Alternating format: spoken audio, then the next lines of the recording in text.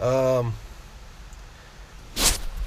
some problems I've had with this tractor is, number one, the steering.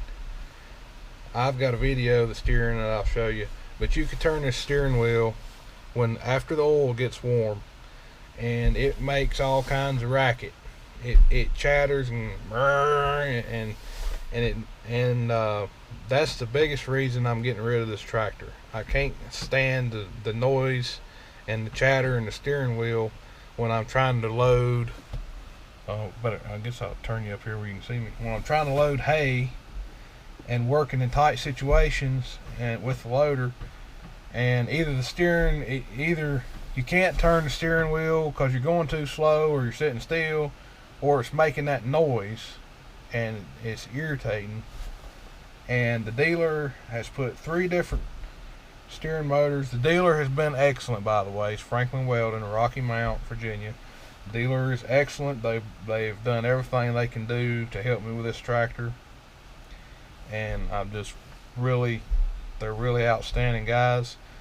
It's nothing they did. I don't know what's wrong, what the deal is with this tractor. They've worked on it. They've put, by New Holland's recommendation, they've put 3 different steering hydrostatic units under the cab. They've had to take the exhaust filter off the tractor 3 different times and go under the cab to put this unit on there. And it's the same thing every time. I think it could be the hydraulic pump, but New Holland doesn't want to put a hydraulic pump on it, or I don't know. Anyway, it don't matter. It's one of the biggest reasons I'm getting rid of this tractor. Excuse me.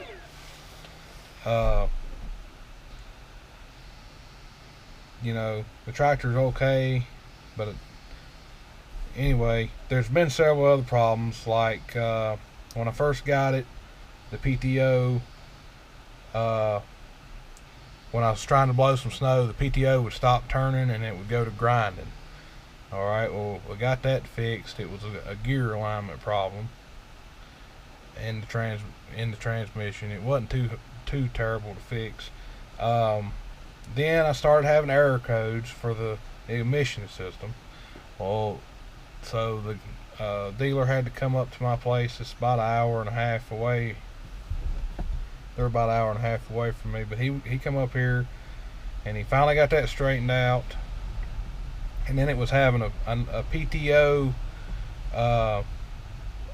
speed sensor problem. It wouldn't read the Pt2 speed, and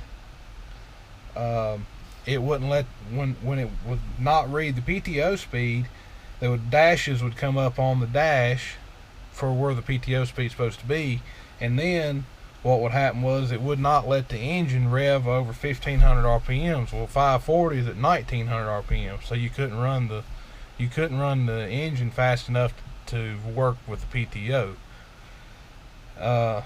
So the dealer comes and he checked that, and he thought it was the wiring in the tractor, because the sensor checked good according to what New Holland's specs for it was. So he had the whole tractor tore apart, tracing wires and testing, and I helped him. We worked on clean grounds going from the frame to the cab, and then he reflashed the computer, and nothing fixed it until later on. They finally did get it fixed later on, and it ended up being the sensor. They put a new sensor on it, and that fixed the problem. But the other thing that was giving me trouble also was the lift. It was out of calibration when I got it, and it was really jerky, and it just jumped up and down, and it wasn't smooth, and you could control the speed and the height and stuff here, and if you turned the speed one way, it would go wide open and you barely turned it down, and then it wouldn't hardly move at all. But anyway, all it was is it needed to be calibrated, and so the dealer had to come back out and calibrate that, and he finally got that straightened out. And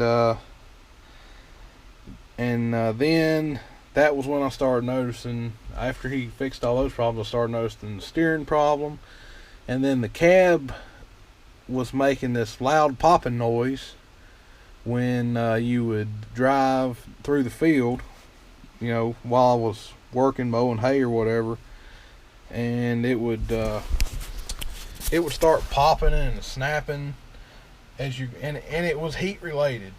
When the tractor was cold, it wouldn't do it, but after you've been running it for about an hour, it would start popping and snapping. Every bump you hit, the cab would pop, snap, pop, and you know it was irritating. And after several months, they were finally able to get that resolved. There was too much space in the cab mounts. They had to pull all the cab mounts off and fill them with this. It was in a tube, like in a caulking gun, and it's like it would set up hard as rubber. But they had to put that stuff in where this gap was, fill the gap with this liquid rubber, and then it would set up hard like rubber. Anyway, that took care of that problem. But I took it down to the dealer to have that done. And while it was there, they worked on the steering. This thing, I took it back down there 2 different times. The first time they just worked on the steering, and then the second time they worked on the steering again and the cab and the remote valves. I have trouble with these remote valves. They get hung. They have a detent, but you can pull them. You can pull it between the detents, see it gets hung right there. It won't go back to neutral. This one will. This one's always worked fine, but these two, they get stuck and they won't go back to neutral when you let go. You always have to manually put them back to neutral. Even if you pull it in the detent, you know, once your implement is raised up to as high as it'll go, and then the pressure gets to a certain threshold, it's supposed to pop into neutral, but it won't do it. It'll just sit there and squeal the hydraulics until you push it back into neutral. The other problem with these remote valves is they leak down terribly. Like if I raise, for example, I can raise my disc bind up. It's not here right now, but it's a H7230. I can raise it up, go down the road a half a mile, and it's almost touching the ground. And that's pretty excessive, I think. I could hook it to any of my other tractors, and one of them, it doesn't leak down at all, and the other tractor I have, it might leak down a couple of inches in an hour. But anyway, so they replaced all these remote valves on the back of the tractor and sent it back to me, and this one is worse than it was before. And this one isn't as bad, but it still sticks. So I didn't gain anything there. So anyway, those are the few of the problems I've had with this tractor. Oh, one of the other problems I had was right out here at the smokestack. The signal light arm was banging on the smokestack all the time, and especially if you went across a hill to the right side when the tractor was leaning, it would sit there and bang on the smokestack and bang, and that was aggravating. But anyway, they finally got that straightened out, and that's a lot to talk about. So anyway, I got this is a business radio mounted here, and then moisture monitor, and that's where the round baler monitor goes, right there on that slow moving emblem sign bracket. And on that little ball, I actually have a GPS I can put in here for spreading lime. But all right, let's get out of the tractor and look at it a little bit. So, you know, it's a good looking tractor, and it does pretty good. It's light. It'll push you, stuff will push you around on a hillside pretty good. And I do have all 4 tires filled with fluid. There's the remotes. They replaced all those. Still no better, but here I do have 2 110-pound wheel weights on each side, so that's 4 of those. Like I say, I got fluid in the front tires also. This tractor has plenty of power. It's a 115 horsepower engine. It has plenty of power to pull all the weight. But anyway, it don't hold a lot of fuel. It's pretty fuel efficient. It mowing hay, it burns about 3 gallons an hour. But it only holds about 25 gallons ish, so it don't take long to get rid of a tank of fuel. It has a skid steer quick attach, and I put these fittings right here on it. They're the same thing that's on the skid steer loader for my hay grabber, and that works really well. And I got the dynamic fenders on it.